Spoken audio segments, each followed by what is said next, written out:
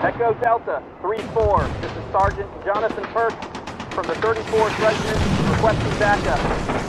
Hey guys, today we're going to show you one of our military vehicles. Be sure to like and subscribe so we can give you more content. Also, I'm wearing my Ride or Die shirt. We've got these in limited production. If you're interested in one of these, we've got them in great colors. Give us an email at sales@bulletmotorsport.com. Back to the action. Hey guys, it's Jonathan from Bullet Motorsports. Today I'm going to show you this 1946 CJ-2A.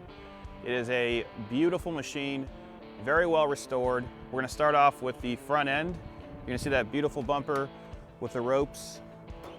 I feel like everybody that has one of these does that. You do have the Go Devil flat 4, plenty of torque. Got your oil filter in here, correct carburetor. It does have a 12-volt upgrade, so you're going to see these two lead wires. That tells you that it's not points anymore, and it's also 12 volts. Your air filter's right here, and you do have a new radiator as well. It looks like they did use the correct looming for some of the wiring, and you do have blackout lights that work properly.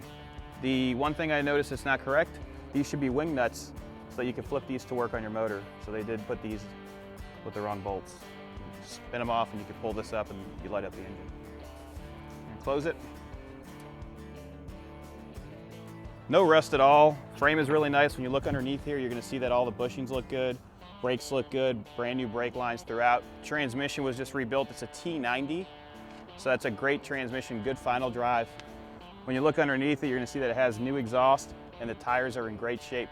This specific truck doesn't have locking hubs like we have in the other model, which was the M38. That's what we're going to show you guys tomorrow.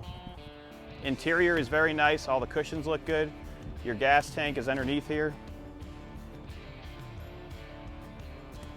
Does have an aftermarket turn signal stock.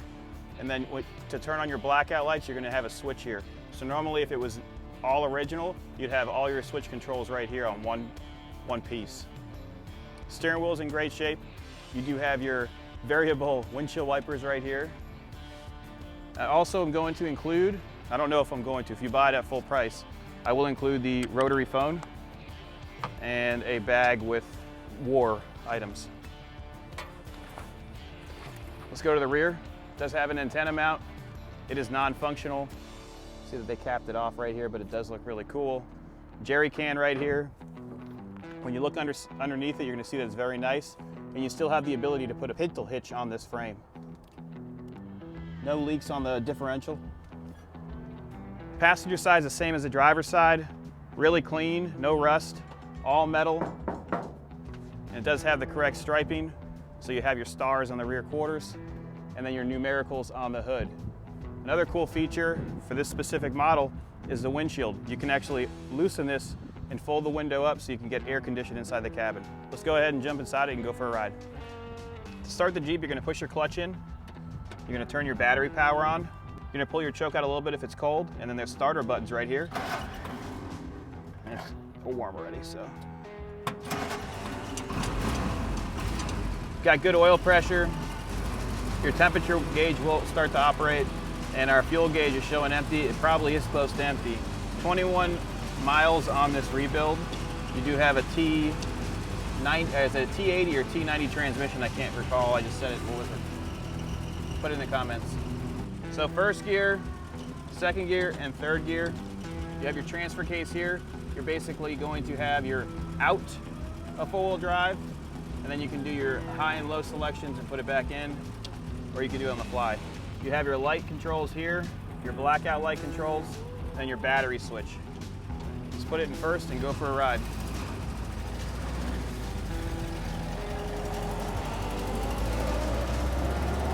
We're going to shift it into second. I have to get used to this one because I just drove the 1954 M38. All right, we're in first gear, pulling the clutch out.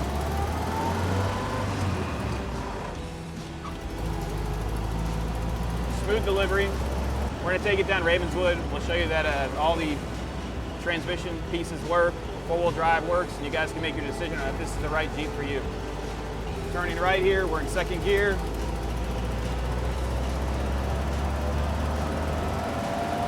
Let's get into third.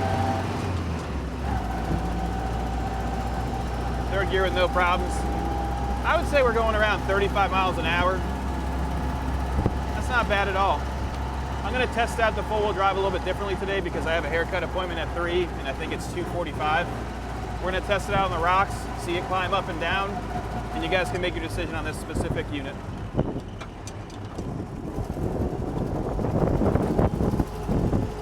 Oh my God, that's a big hole. I wonder if it...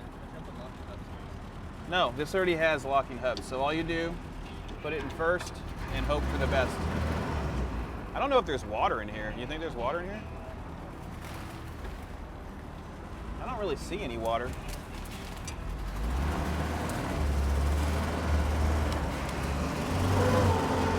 Uh-oh. I don't think we're in four-wheel drive.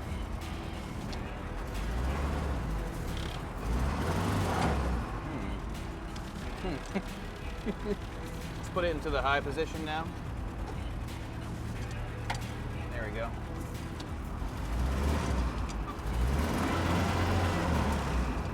I'm not gonna give up. We're making it.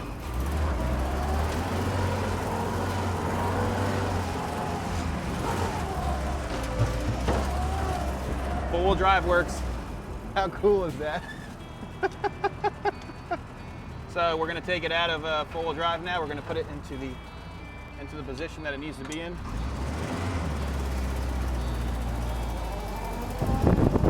Works pretty good.